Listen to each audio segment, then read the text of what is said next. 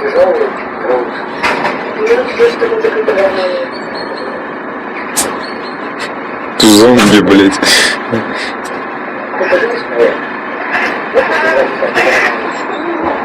Это хорошо. Что ж. Я очень понравилось.